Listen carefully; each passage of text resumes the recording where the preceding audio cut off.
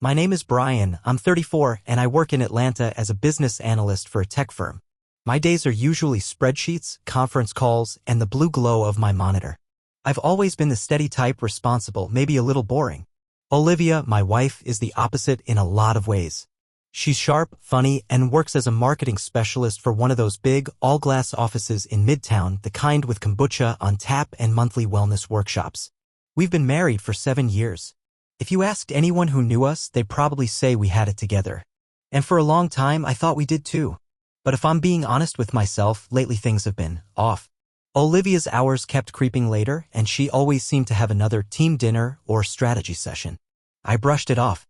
Work gets busy, right? I wanted to be the trusting husband. That's what you're supposed to be. But that night, everything shifted. It was a Thursday. My last meeting of the day had been canceled, so I left the office early for once. I didn't feel like heading straight home to an empty apartment, so I stopped by O'Malley's, a bar near my building that's usually packed with people blowing off steam after work. I figured I'd grab a beer, maybe watch a little of the game. I'd text Olivia to see when she'd be home, maybe pick up dinner on the way. I was halfway through my first beer, checking scores on my phone, when something made me glance up. Maybe it was Olivia's laugh, I'd know it anywhere, that bright sound that always made people turn their heads. There she was, across the room, in a booth tucked in the back corner. She wasn't alone. Tyler was with her. I'd met him twice at work events. He's the kind of guy you remember, too loud, too smooth, always leaning in a little too close. He had that look, hair perfectly messy, shirt sleeves rolled up to show off forearms, the perpetual half-smirk. I never liked him, but I'd always trusted Olivia. What I saw, though, made my gut twist. They were sitting close. Too close for coworkers. There was a space on Tyler's side of the booth, but Olivia was practically pressed up against him. I watched her gesture animatedly and then, without thinking, reach out and slide her hand across the table. Tyler met her halfway. Their hands lingered there, fingers curling together in a way that wasn't even trying to be discreet. It felt like the world narrowed down to that booth. Everything else, the noise, the clink of glasses, the low thump of music, just faded out. For a few seconds, I couldn't move. I tried to convince myself I'd misread the whole thing. Maybe it was just a friendly gesture, maybe I was overreacting. But I'd never seen Olivia touch any of her friends like that, not even her best friend, not even family. I stood up, feeling like my legs were moving on autopilot. Each step toward that booth felt heavier, like I was wading through water. I told myself to act normal, to be cool, to not make a scene. I was the rational guy, wasn't I? Olivia noticed me first. Her eyes widened a fraction of a second before she yanked her hand away from Tyler's. She smiled, a wide, practiced smile that almost fooled me. Almost? "Oh, Brian," she said, voice a little too bright, as if she were genuinely surprised. "What are you doing here?" Tyler, for his part, looked down into his glass and muttered something about needing another round, but didn't move. I slid into the booth across from them. "Just stopped in for a drink after work," I said, keeping my tone as even as I could manage. I was trying so hard to act casual, but my heart was pounding. Olivia launched into damage control like she'd rehearsed it. "We were just talking about the new account launch. Tyler was helping me brainstorm. It's been a really tough day, I've been so stressed." Tyler was just being a friend. She glanced at him, then back at me. "Honestly, I wish you'd been around more lately. I feel like you don't see how overwhelmed I am sometimes." The words stung, even though she said them lightly. I looked at Tyler. He shrugged, avoiding my eyes. I wondered how many times they'd done this, how many little moments I'd missed because I was busy working late or catching up on emails from home. I asked how the project was going, and Olivia talked for a solid 5 minutes about work, launching into a long-winded story about office politics and impossible deadlines. She barely let me get a word in, as if the more she talked, the less room there'd be for questions. I noticed her wedding ring was gone. I'd only realized recently that she'd stopped wearing it regularly. She used to play with it absent-mindedly when we watched TV together.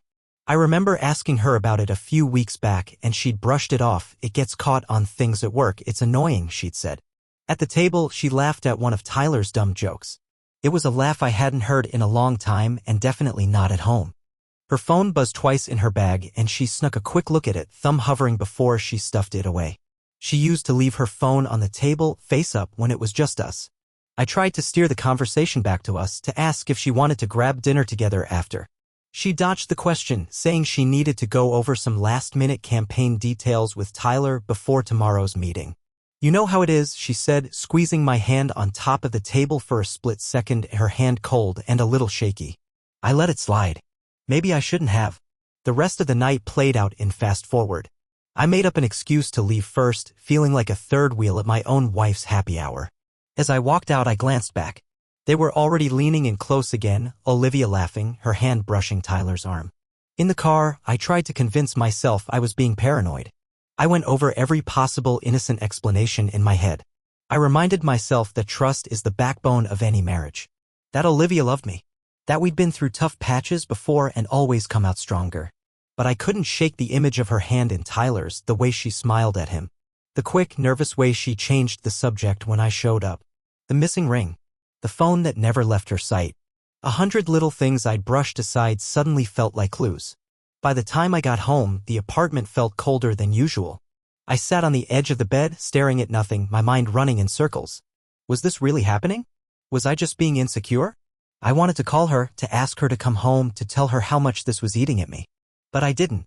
Instead, I sat in the dark, waiting for the sound of her key in the door. She came home late. I heard her heels in the hallway, her voice soft as she talked on the phone, probably wrapping up work, she'd say if I asked. When she finally walked in, she acted surprised to see me awake, planting a quick kiss on my cheek before heading straight for the shower. Lying in bed, I stared at the ceiling, listening to the water run. For the first time, I wondered if I really knew the woman sleeping beside me, or if I'd just been convincing myself I did. The next morning, Olivia was gone before I woke up. She left a sticky note on the fridge, early meeting, love you. I read it twice, searching for anything real in the scrawled letters. But all I felt was doubt. Looking back, that night at O'Malley's was the moment I stopped being naive. I still wanted to believe her, wanted to believe in us, but something inside me had shifted. I couldn't unsee what I'd seen. I told myself I'd talk to her about it, to clear the air. But the words never came. Instead, I watched. I waited. I started to notice things I'd never noticed before. And that's when the real story began. After that night at O'Malley's, I couldn't just turn my brain off. It's funny how you can go months, even years, letting little things slide, convincing yourself you're just being silly, or overthinking, or maybe even paranoid. But once you get that one real, undeniable jolt, something you can't explain away, suddenly it's like a switch flips in your head. You start looking back, re-examining everything with fresh eyes. For me, the floodgates opened. I started noticing every little thing Olivia did, every habit that had changed, stuff I'd ignored, explained away, or just chalked up to us being a little busier, a little older. Now, those moments kept replaying in my mind like scenes from a movie where you suddenly realize you missed all the red flags. First, there was the ring. I kept seeing her bare finger around the house, at dinner, on the couch, scrolling through her phone. When I asked, she'd say, it's uncomfortable, or I took it off to shower and forgot. But she never forgot her Fitbit or her earrings or her phone. Then there were the workouts. Olivia used to joke that the only gym she'd ever set foot in was the hotel spa when we went on vacation. Out of nowhere, she started leaving early in the mornings, dressed in new running gear. She claimed she wanted to get in shape, clear her head before the day gets crazy. I tried to be supportive, even offered to join her, but she brushed it off, you're already so fit, she'd tease, or I just need alone time. Some mornings she'd be gone for hours and come back smelling not like sweat, but like fresh perfume. Her phone became another story. At home, it was always with her, always face down. She used to leave it charging in the kitchen overnight. Now it was tucked under her pillow, or she'd snatch it up if I walked by. Sometimes she'd get texts late at night, her phone would light up with messages she'd read, smile at, then quickly tap away. I couldn't remember the last time she'd laughed at something I'd texted her, or even at a meme I sent. She started deleting messages too. I know, because one evening I asked her if I could borrow her phone. Mine was dead, and I needed to call AAA about my car. I noticed her hand hesitate before she passed it over, and when I checked her messages later, the threads with her work friends, especially Tyler, were suspiciously empty. Like she'd wiped the slate clean just in case. There were sudden business trips. Olivia had never traveled much for work. Her company handled most things remotely.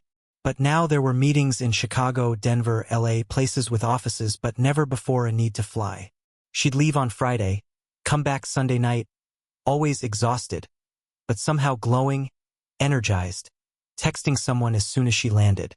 When I asked about her trip, she'd tell stories about back-to-back meetings or team building, but never mention specifics, who she met, what they did, or even the name of the hotel.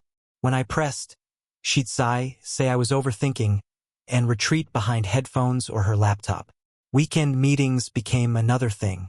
Saturdays used to be ours.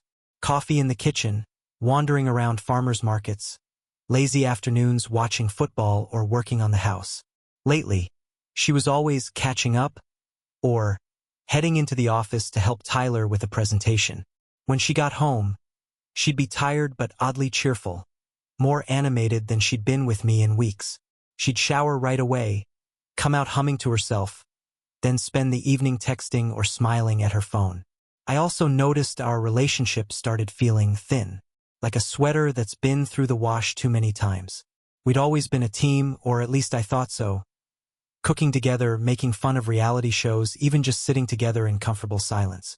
Now, it was as if there was a sheet of glass between us. We barely touched anymore. Conversations felt scripted, like she was reading from a list of safe topics.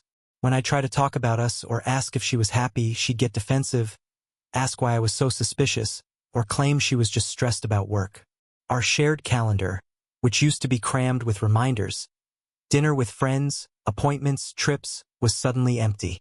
No plans, no shared events. Olivia claimed she was too busy to plan anything, but her personal calendar on her phone, always locked, seemed to ping with reminders all the time. I also couldn't help but notice how she started dressing. Don't get me wrong, Olivia's always been stylish, but now she was buying new outfits, getting her hair done on random Wednesdays, new perfume bottles showing up in the bathroom. Sometimes she'd get home in heels, holding her flats in one hand, like she'd changed shoes for someone else. Even our friends noticed. My buddy Marcus pulled me aside at a cookout, asking if everything was okay. "Liv just seems distracted, man," he said. Not judging, just, she's not herself. I wanted to defend her, but I couldn't find the words. And me? I felt like I was becoming someone I didn't recognize. Constantly second-guessing, replaying conversations in my head, worrying about being that jealous guy. I kept telling myself to have faith, that this was just a rough patch, that every couple goes through dry spells. But the more I tried to ignore it, the bigger the pit in my stomach grew. One night, I found myself lying awake, Olivia asleep beside me, her phone glowing softly on the nightstand. I counted the seconds between each buzz, each vibration. I wondered who she was texting at midnight, what was so funny or important that it couldn't wait until morning. It's amazing how quickly doubt can take root and grow. All those little moments. Empty spaces on her ring finger, missed dinners, late-night laughs meant for someone else, became impossible to ignore. I tried to tell myself I was imagining things, but deep down, I knew I wasn't. The hardest part? I wanted so badly to believe in us. To believe that Olivia was just stressed or busy or needing space. That it was just work, just life, just a phase. But something fundamental had shifted. I was on the outside looking in, and every sign pointed to a truth I wasn't ready to face. I just didn't know how much longer I could keep pretending nothing had changed. You can second-guess yourself all you want, piece together the clues, replay every suspicious glance or offhand comment. But there's a world of difference between suspecting and knowing. That difference hit me like a punch in the gut the night of Olivia's corporate party. She told me about the event a week ahead of time. "It's just one of those big networking things," she said, shrugging as if it hardly mattered whether I came. But then, almost as an afterthought, she insisted, "Actually, you should come. It'll look good for me to have my husband there." That struck me as odd, since for months she'd been going solo to work events. Maybe she felt guilty, or maybe she wanted to prove everything was fine. Couldn't tell. I stood in front of the mirror that night, adjusting my tie, fighting that sick nervous feeling that had become so familiar lately. Olivia emerged from the bathroom in a dress I'd never seen before, sleek, a little more daring than her usual style. She barely made eye contact as we got in the car. We arrived at the hotel ballroom a little late. The place was buzzing, waiters in white shirts weaving through a maze of well-dressed people, everyone laughing too loud. I scanned the room for familiar faces and immediately spotted Tyler by the bar chatting with two other colleagues. He didn't notice me, but Olivia did. Her hand found my arm as we threaded through the crowd, and for a second she looked nervous. Not nervous for a presentation nervous, but nervous like someone walking a tightrope. The night dragged. Olivia was the life of the party, bouncing from one conversation to another. She introduced me to a handful of her coworkers, some I'd met, others I only recognized from Instagram photos. The whole time she kept her tone light, her hand clutching her wine glass as if nothing in the world could bother her. I tried to play my part, smiling, shaking hands, talking about my job to people who weren't listening. But I couldn't help watching Olivia. Every so often I'd lose sight of her in the crowd, and each time my anxiety spiked. She'd reappear, smile pasted on, acting like I was being ridiculous for keeping an eye out. At some point, I caught a glimpse of Olivia and Tyler slipping out the side door onto the patio. It happened so quickly, 1 second they were mingling near the buffet, the next, gone. I made my way over to the glass doors, pretending to admire the view. Through the reflection, I saw them outside, heads close, Tyler's hand on her waist, Olivia laughing in a way I hadn't seen in months. When she leaned in, their faces were inches apart, too close for any reasonable explanation. I felt numb. I stood there, barely hearing the conversations around me, just watching as the woman I married shared a private world with someone else. When they came back inside, Olivia's hair was a little messy and she looked flushed. Tyler's tie was crooked. They didn't even try to look like they'd been talking about strategy. For a moment, no one seemed to notice until one of Olivia's colleagues, half-drunk and grinning, called out from the table, "Olivia, care to share your secret to happiness?" She hesitated, looked at Tyler, then gave a sly little smile. "The main thing is to stick together even if others don't understand." Her voice wavered just enough to betray her. The whole table fell silent. Tyler looked down and Olivia stared at her glass, her fingers tracing the rim. The air felt heavy, every unspoken word lingering like a cloud over us. That was it. No more doubts, no more rationalizing away the late nights and cold shoulders. I didn't need an admission. It was right there, on her face, in the way she looked at him. My world felt like it had been appended in front of an audience, everyone seeing it but pretending they didn't. On the drive home, Olivia was quiet, staring out the window, fingers twitching in her lap. I wanted to scream, to demand answers, to pull the car over and force her to look me in the eye. But I didn't. Not yet. Instead, I drove in silence, replaying every moment from the party, every moment from the past few months, fitting the pieces together with a kind of sick clarity. There was no room left for denial. The truth wasn't just a suspicion anymore. It was real. That night, when we got home, Olivia went straight to bed, claiming a headache.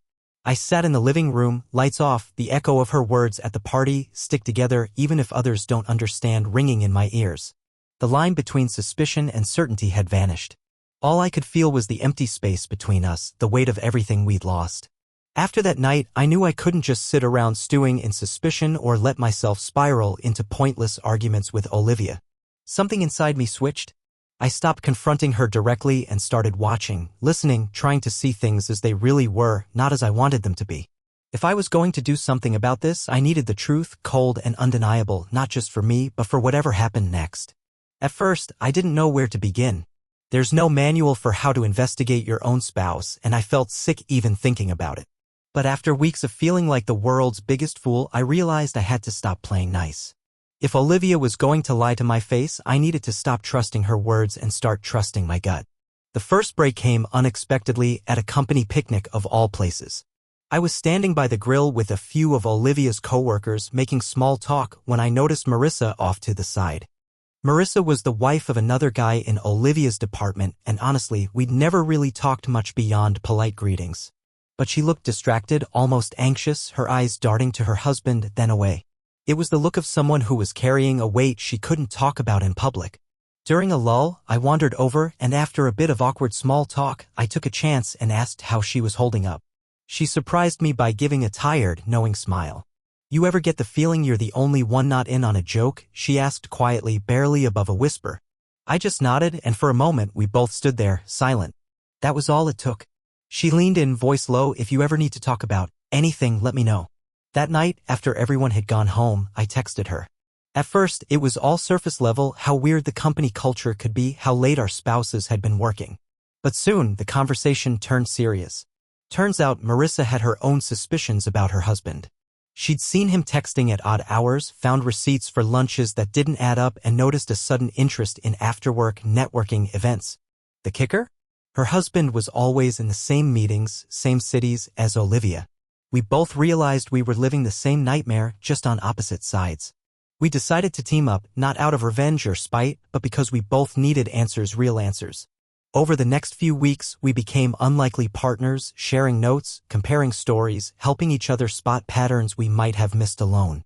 It was weirdly comforting to have someone to talk to who understood, who didn't try to sugarcoat anything or make excuses. We started gathering evidence quietly, methodically.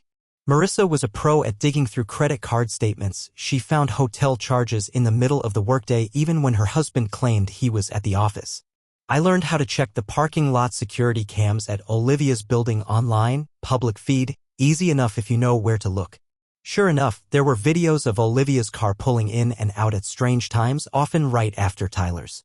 Sometimes they left together, always during hours when they supposedly had back-to-back meetings. *TS became our new currency. When Marissa's husband left his laptop open one evening, she snapped photos of his messages. I managed to get a glance at Olivia's phone when she left it charging for a rare moment, saw texts from Tyler that made my skin crawl. Last night was amazing and can't wait for Chicago. I didn't *T that one, but I wrote down the date and time. Hotel receipts were the hardest to get, but Marissa was relentless. She called one of the hotels under the guise of confirming a lost scarf and got them to admit her husband and Olivia had checked in together for a business seminar. She emailed me the reservation details, complete with dates and times.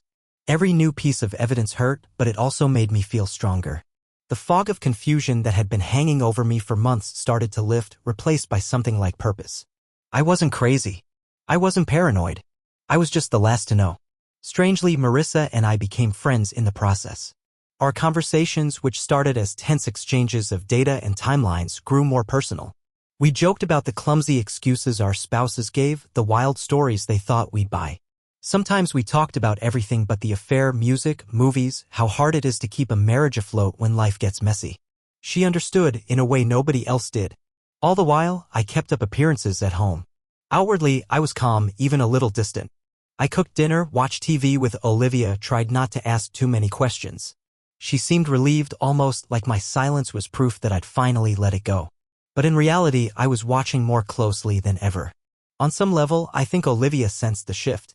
She started acting strangely, overly affectionate some days, snappy and irritable others. She brought home little gifts, like she was trying to buy my forgiveness for a crime she wouldn't admit.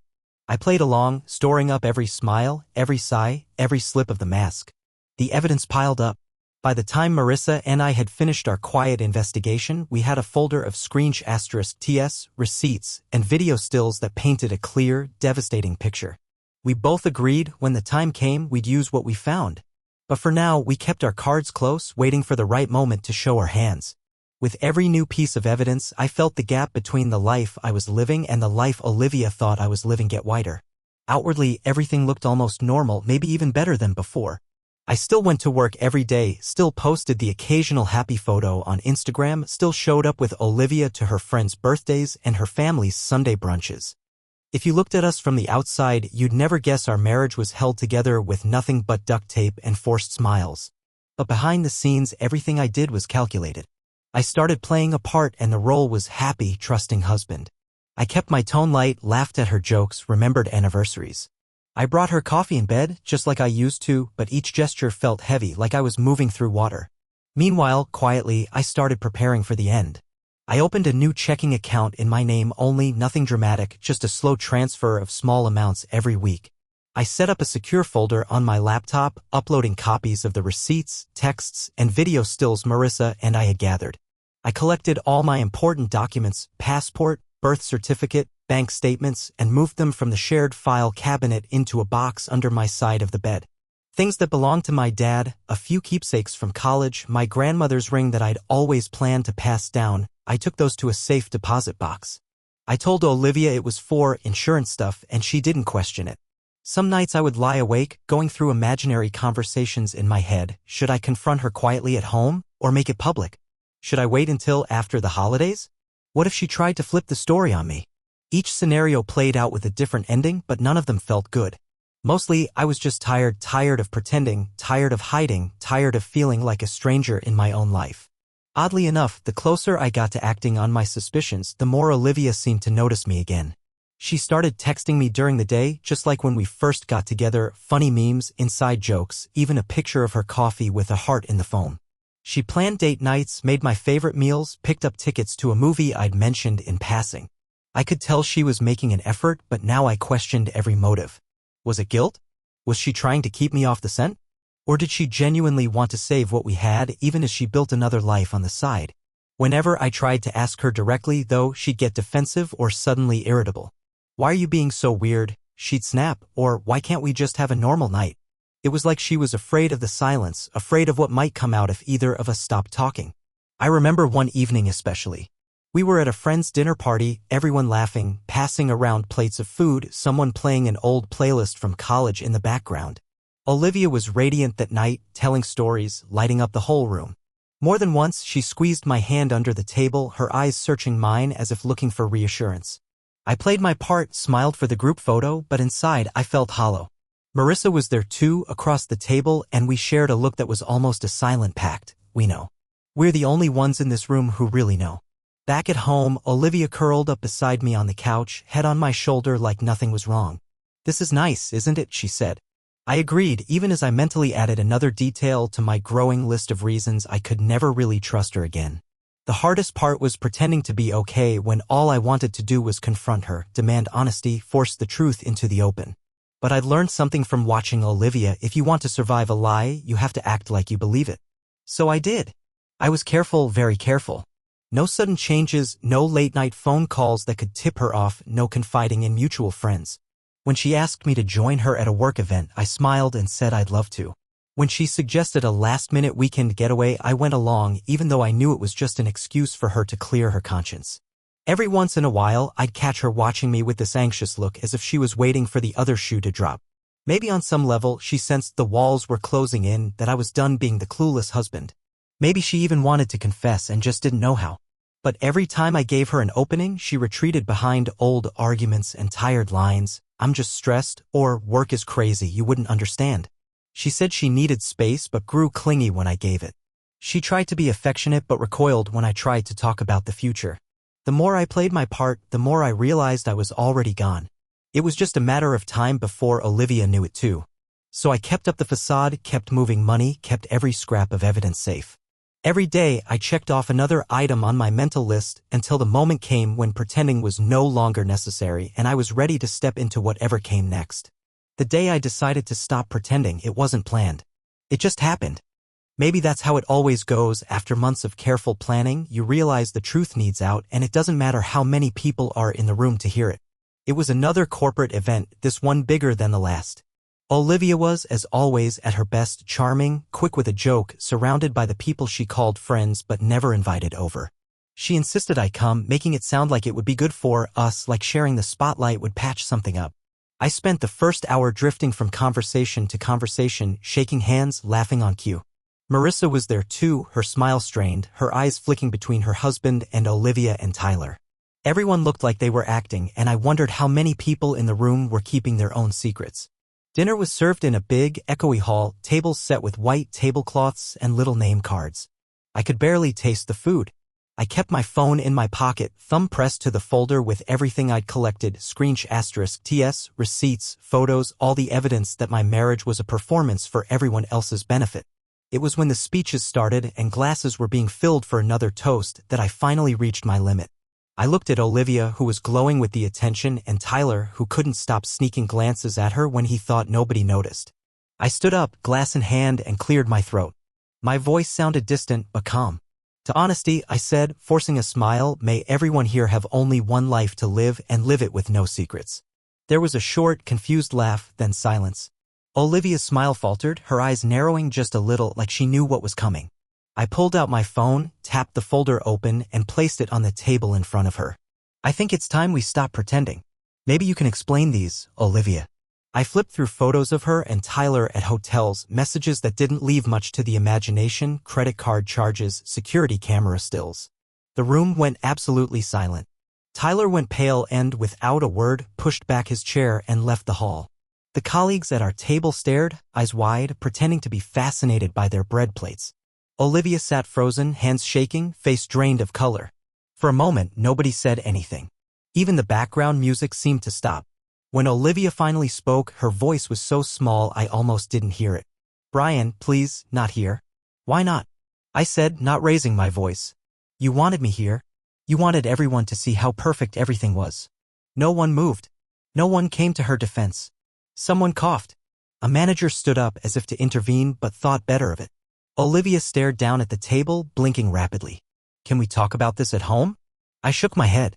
We've been doing everything at home. Hiding. Lying. I'm done hiding, Liv. I could see it in her face, the fight draining out of her, replaced by something like relief.